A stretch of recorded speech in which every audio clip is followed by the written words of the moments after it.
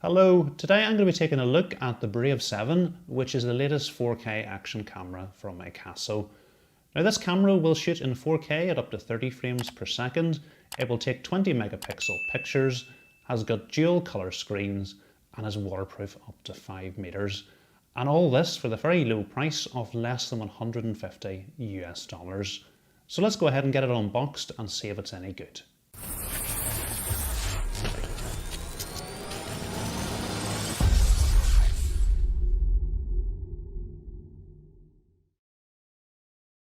Okay, so just before we get things unboxed, we'll take a look at the main features. I've already mentioned the four main features stated on the front of the camera, which was the dual coloured screen, the waterproof rating, and the top photo and video resolution. Turning things round to the side, you can see the other main features that the camera offers. So there's app support, where you can actually go in and preview what the camera is showing, and also adjust the settings. I'll show you that later on in the video.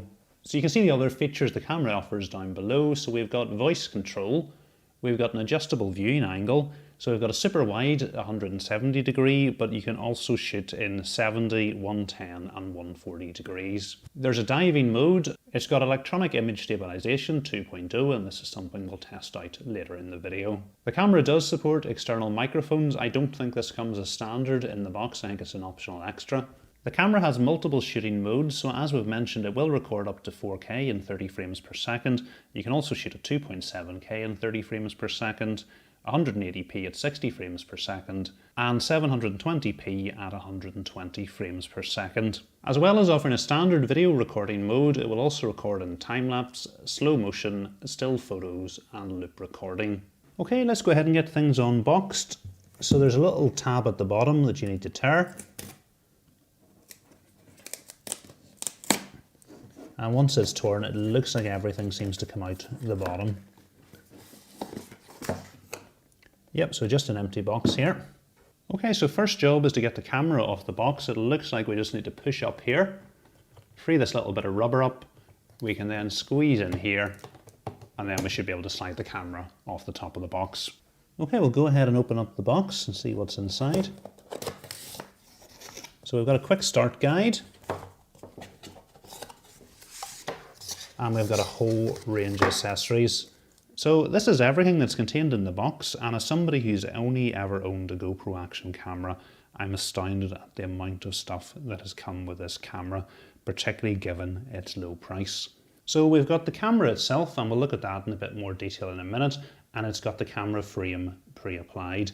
We've got a quick start guide, and we've got a cloth for cleaning the camera. We've got our remote control, and we've got 5 different straps. The camera comes with two 1350 mAh batteries, which the manufacturers say should let you record about 110 minutes of 4K video.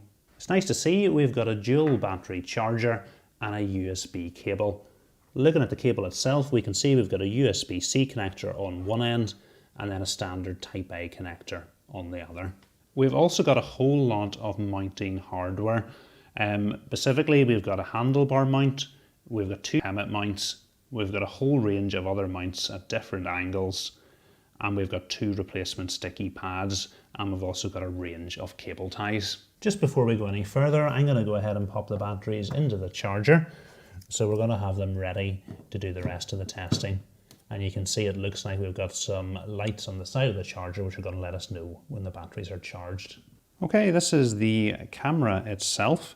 And we've got plenty of plastic protection on it, and it comes in its own little housing. It looks very similar to what we've got as a GoPro, so I'm going to go ahead and pull this at the top.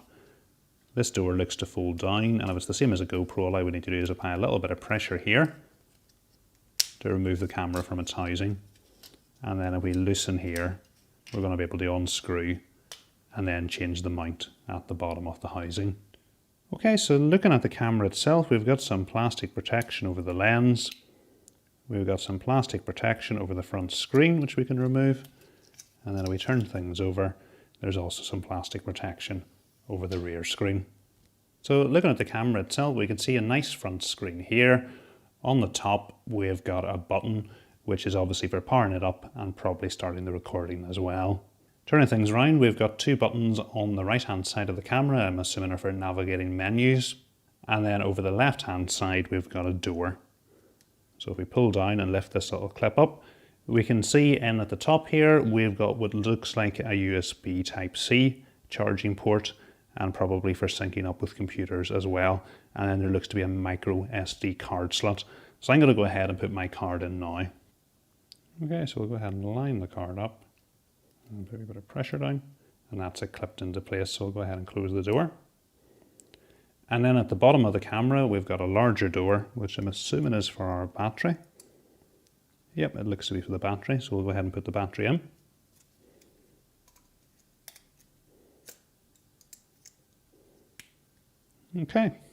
Okay, so let's go ahead and power on the camera.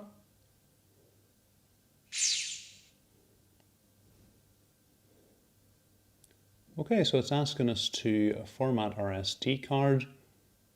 So let's see, how do we do that?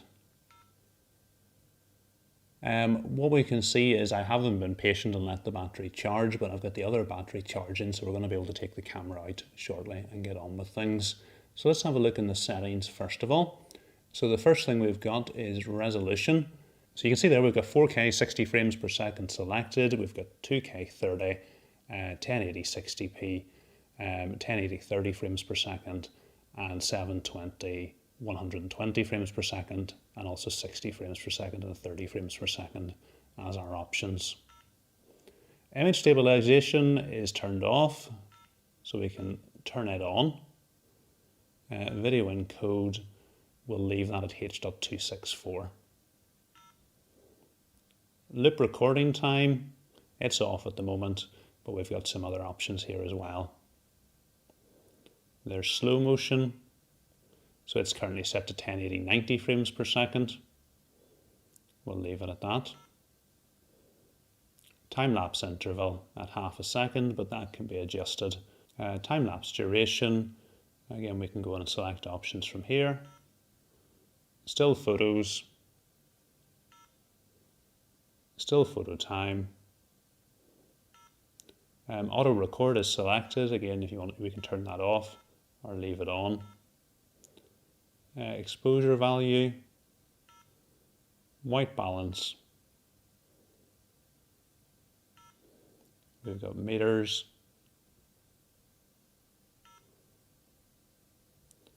Scene, I'll leave that on auto.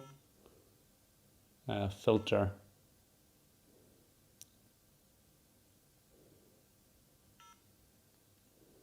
Okay, that looks to be all the video settings. We'll click on the settings itself. So voice control is currently off. We can turn it on if we want. Sounds, so volume, currently set to 50%. Keytones, never a fan of keytones or touch tones, so we'll turn those off. Boot tone, I think I'll leave that on. Distortion calibration. Angle, we're set to 170, and we've got the other angles as we mentioned earlier on. There's the diving mode we've mentioned. We can use our remote control. Wind noise reduction is set to off. Auto low light is set to off. Put in ISO, it's set to auto, we'll leave it at auto. Language, we're in English. The date format, I'll set it up the way we do in the UK. Date stamp, it's currently got date and time on. I'm going to go ahead and turn that off. Screensaver comes on after a minute. Auto power off, it's at 3 minutes. I'm going to turn that off. I'm never a fan of having cameras turn themselves off. Power frequency. Now this is an important one for us because we're in the UK, so we're going to want to select the 50 Hertz. And we'll go back and have a look in a minute to see, does it change our recording options, which it probably should do. I'm going to go ahead and format the card because I'm not so sure it did that at the start. Click confirm.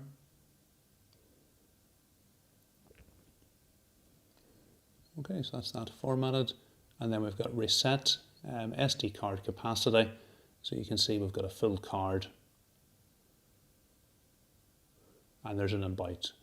So you can see the camera we've got and the software version that's available. So that looks to be all the options.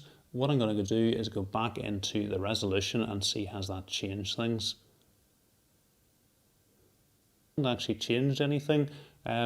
Normally with my GoPro or any other camera, when you turn the 50 Hz on for the power, normally your 4K options will switch to 25 frames per second or 50 frames per second, a multiple of 50.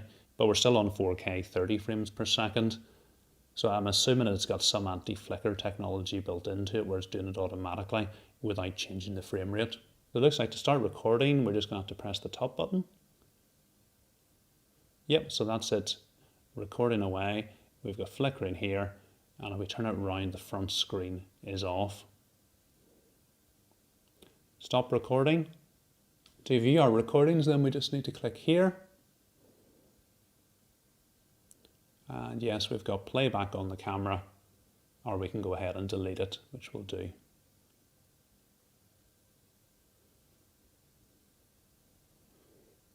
And if we want to change the video mode, we can. So we can just press here. We can switch whether we're in video or taking still photos and all the different ranges. And we've got our photo modes as well. So you can see, looking at the camera at the moment, we've got the rear screen on. If I go ahead and turn things around, you can see the front screen currently isn't on. So to get that front screen on, what we're going to need to do is to hold the down button. And you see the back screen's disappeared. Now, one of the things with this camera is you can only have one screen at a time. So we go ahead and turn the camera around.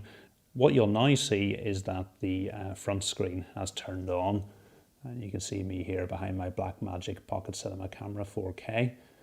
I can see myself on this screen, but when I try to touch it, nothing happens because the front screen obviously isn't a touch screen. But it's really nice to be able to see this and see that you've got the shot lined up quite nicely.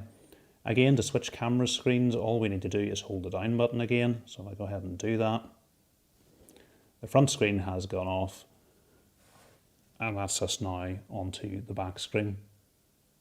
Okay, so let's have a look at the AKASO Go app and see how easy it is to connect our camera.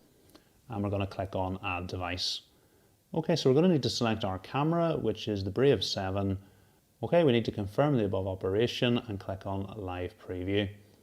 It's going to ask about allowing to use the location. I'm going to say allow while using the app, and then Live Preview. So it's asking us to connect to our device's Wi-Fi. Okay, so if we click on our camera, we can click on the video and click on Wi-Fi. So it's going to give us the numbers that we need. Put the details in that are on the camera and click on Connect Now. Click Join. Okay, so we'll have a look at the app. We can see our memory card capacity, our battery capacity, and we've got some settings up at the top. We've got video, time lapse, and still photo available as options. We've got our media gallery. We've got our record button. We can get into some of the other settings here. And there's our white balance tool as well. So let's go up and have a click on the settings. So there's a software update tool. We've got the current latest firmware, as I would expect us to have. Timestamp is turned off. We've got our screensaver, auto shutdown. We can format our card, factory reset, and look at our version as well. The next thing I want to do is have a look at the remote control. So I'm going to go ahead and turn it on. And then we've got our remote control here. So we power it on. Okay, so let's give this a test. If I go ahead and press the record button. Yep, recording has turned on. We're now shooting video. Let's press the button again. And recording has turned off. Now I'm assuming this switches between photo and video. Yep, so we're on photo now, 20 megapixel. And if I press the button, it's captured a photo. So far I'm fairly impressed with the camera. I think it looks good. It seems to have a good build quality. It's got an awful lot of good features. And in particular, it comes with a whole host of great accessories.